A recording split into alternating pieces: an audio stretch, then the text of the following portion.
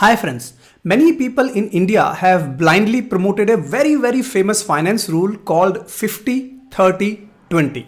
This is a bullshit rule because it does not work for Indians, and I will walk you through some of those reasons in this video. But more importantly, if you're following this rule of 50-30-20, you are not likely to become financially independent anytime sooner.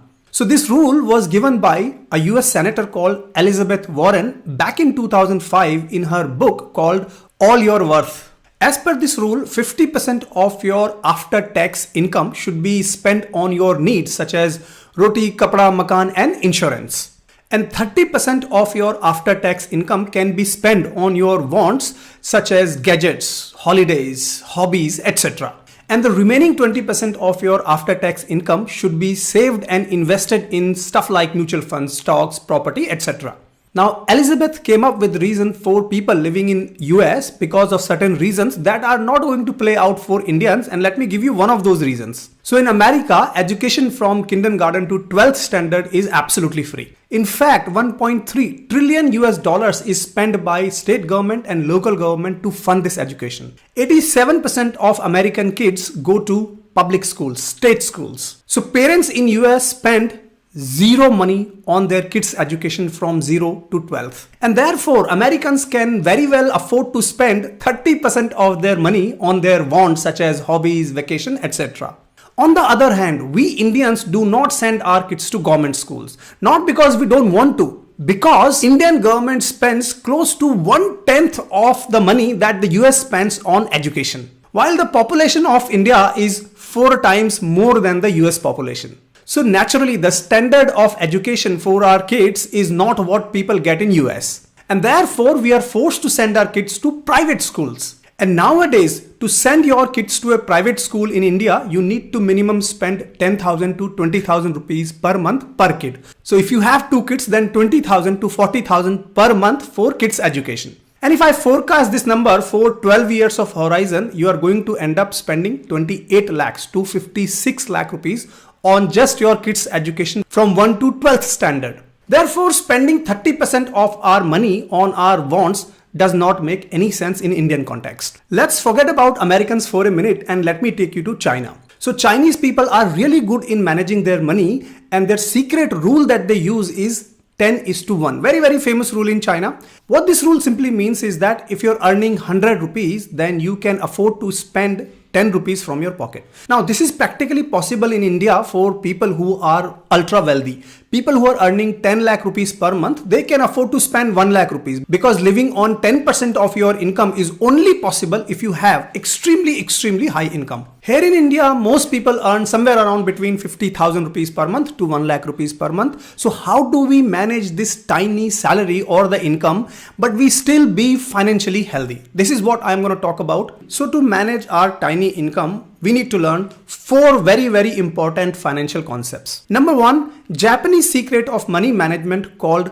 Kakeibo. Number 2, secret of IT project management called RAG method. Number 3, my simple rule that I am trying to use from a number of years is 50-25-25. And concept number 4, which is where to then exactly invest this tiny salary so that you always remain financially healthy. Let me walk you through all those 4 concepts in a very simple language. So first is Japanese money management technique called Kakeibo. Now, Kakeibo literally means household financial ledger. Motoko Hani, a famous journalist from Japan, back in 1904 invented this methodology called Kakeibo. As part of this methodology, Japanese men will give all their income to their wives. I don't know how many of Indians are doing that, but if you're doing that, let me know in the comments. Now, what wives will do with this money is they will categorize every single spend that they're making throughout the month into 4 broad buckets. So they will literally write down every single spend in a physical ledger called Kakeibo and will categorize it into 4 main buckets. Number 1, needs. Number 2, wants. Number 3, cultural spend. And number 4, unexpected spend. Now, this gives them very good handle of where the hell this money is going. And this becomes very important for Indians because we are spending a hell lot of money using UPI not having any clue where all our money is going. So what we need to do is to follow this methodology, get a physical notebook and start categorizing your spend into 4 key buckets. But I'm going to take this one step further and break down these 4 categories into something that is more relevant to us. So first bucket, that is needs, we are going to break it down into 6 subcategories of spend: rent, food, clothing, travel for work, utility for bills, and insurance. Just in case you're wondering why insurance is included in needs, please be aware that medical inflation in India is right now at all-time high, running at 15%, twice as the retail inflation. On an average, Indians are getting heart attacks 10 years before Americans. So without having insurance, your entire financial plan will be wiped out in one single hospital bill. So according to me, health insurance is a basic need. It's a necessity that we need to have in our needs bucket. If you have not yet taken health insurance, Ditto is an excellent insurance platform provider because Ditto is a no spam insurance platform. It is backed by Zerodha, so you can trust this platform. And also you can get a 30 minutes free consultation from a Ditto's expert that will understand your personal needs and will guide you through various insurance plans to select the right insurance plans for your specific needs. Simply click on the link provided in the description, enter your personal details, choose a convenient date and time, and a Ditto expert will call you to understand your needs and will give you the right insurance plan. So in the needs bucket, we have got these 6 broad subcategories. Now let's move to bucket number 2, which is wants. So within wants, I want you to categorize your spend into 4 subcategories. Number 1, hobbies. Number 2, passions. Number 3, getting wasted, which is your alcohol spend, your cigarettes or whatnot. And number 4 is upskilling, extremely important. Third bucket, that is cultural, I want you to break it down into 3 subcategories. Number 1 is festival expenses. Durga Puja, Diwali, Holi, Christmas, whatever, wherever you're spending money during the festival expenses, all of that need to go into this bucket. Second subcategory is donations. So people make a lot of donations. I'm hoping you are also doing your bit to the society. And if you're doing that, please tag that into the donation sub bucket. And third, most important is all your family rituals. So if you're giving a lot of shaguns to your sisters, your brothers, or whoever it is, please make note of all of that money because every single rupee makes a big difference in your financial plan. And lastly, fourth bucket, which is unexpected. There is no subcategories here because unexpected by its very definition means unexpected. You don't know where these expenses are coming from. So broadly, these are the 4 buckets that you need to start writing down all your expenses and categorizing into these 4 buckets. Now, why are we doing that? For that, let me move to very important second concept called financial rule of 50-25-25. What is this 50-25-25? This simply means that 50% of your after-tax income, the in-hand income, you can spend across these 4 buckets. So your maximum limitation is going to be 50%. 25% of your after-tax income needs to be invested for short-term goals. I will talk about it. And remaining 25% needs to be spent or invested into meeting your long-term goals. Again, I will talk about that in detail. But let me now first handle 50% of your after-tax income. How do we really spend this into 4 big buckets? Because immediately question you will have is that, Rahul, if I am earning 50,000 rupees, you're asking me to spend only 25,000 rupees in my needs, in my wants, in my cultural spend, in my unexpected spend. How the hell I am going to manage that? For this, let me actually walk you through concept number 3, which is what we predominantly use in IT project management. I've been an IT project manager for 16 plus years now, and we use a very powerful concept which is called RAG status. People who are in IT will understand this RAG. So what does this RAG actually mean? R stands for red, A stands for amber, and G stands for green. Consider this as a traffic light. So red means stop, amber means wait, and green means go. Now let us assume that your salary is 50,000 rupees. So I'm saying 50% of your 50,000 rupees, that is 25,000 rupees, is the maximum you can spend across these 4 buckets. But if you're saying that 25,000 rupees is too less, what you need to do is categorize your spend into RAG method. Red simply means those subcategories which are not important for you and you do not want to spend your money and you are making that conscious choice. Green simply means that you really want to spend money on those categories because those are important for your lifestyle. And yellow means that you have little choice. You can't do much about it. So this is the method we are going to use, which is going to bring prioritization on your 25,000 rupees of spend every month. Let me give you a simple walkthrough of what RAG means to me in a very simple way. For example, in the needs bucket, Personally for me, rent is a big red for me. I've been spending very little money on rent. So for example, back in 2010, I came to London and I lived in a studio flat for 3 years. And that studio flat used to cost me roughly £700 per month. And that time my salary was close to £3,200 per month after tax.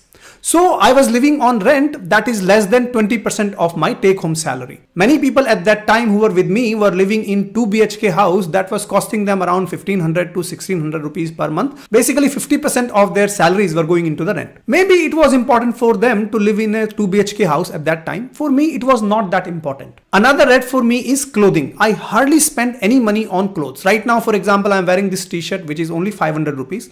I wear shorts which I'm very comfortable. Of course, you can't see them right now. But my point is simple that these are my two reds and I'm absolutely comfortable not spending my money on rent as well as on clothing. Now travel for work, utility bills and insurance for me, these are my yellows that I can't really help. I have to spend money on these. But when it comes to food, this is where my green is. I spend good money on my food. So for example, I don't know how many of you eat almonds, but I eat almonds every day. I only eat Mamra almonds. I don't know how many of you know about the quality of Mamra almonds, but they cost like 2,500 rupees per kg, premium quality. So again, on food, I do not compromise a lot. That is my green. So what you need to do is from this 25,000 rupees, you need to find your own rag for the needs column. If I look at my wants column, then I spend a lot of money on my hobbies. One of them is traveling. I travel a lot. In fact, in last few years, I've been to 13 plus countries and I've taken a lot of cruises and it's so much of fun. That experience is what I crave for and I spend my money into that particular bucket. My point is very simple. You can easily live on 50% of your income. And for that, what you need to do is use this Japanese method of Kakeibo, noting down all your expenses into these buckets. And secondly, put in this rag status so that you identify consciously which are your reds, which are your ambers and which are your greens and try and prioritize your spend. So far, if you're liking this video, a humble request for you to hit the like button. Let me know in the comments a simple thank you and the fact that you're liking this kind of content. I will come up with more such content for your use at zero cost. Let me now move to fourth very important concept that will take you to the path of financial freedom, which is where to invest your remaining 50% salary. So we have to divide this remaining 50% salary or income into two broad buckets. One is 25% of this needs to be saved and invested for short-term goals. Remaining 25% needs to be saved and invested for your long-term goals. But before you start any investments, please make sure that you have emergency fund. I created a full video on emergency fund. You will find this on my channel. This is a modern approach for you to plan for your emergency fund. Please do not make the mistake of investing without having your emergency fund. Now coming back to 25% of your money being invested in short-term goals. What are short-term goals? Short-term goals are all your goals that you want to achieve in the next 5 years. For example, it could be that you want to buy a house in the next 5 years. For example, you want to get married in the next 5 years. For example, you want to go for a honeymoon in the next 5 years. For example, you want to take a holiday abroad. It could be anything, but as long as it is within the next 5 years. And long-term goals are those which are beyond 5 years. For example, you want to plan for your retirement. You want to plan for your kids' higher education. For example, you're saving for your kids' wedding. For example, you're saving for inheritance that you want to leave. And lastly, for example, you want to also donate to charities. It could be anything as long as it is beyond 5 years. Now this video is getting really long. What I really want to do is let me know in the comments if you would like me to give you a very good framework of which are the instruments you need to invest this 25% money for short-term goals and which are the instruments that you must look to invest your remaining 25% salary to achieve your long-term goals, which are going to take you to the path of financial freedom. Let me know in the comments part 2 and I'll be happy to come up with part 2. Last but not least, if you still do not have health insurance, all of this plan may be wiped out in a single hospital bill. So make sure you have health insurance and check out the link that I've provided for Ditto Insurance Platform, an excellent insurance platform. I hope you enjoyed this video. I will see you in my next video. Until then, keep rocking.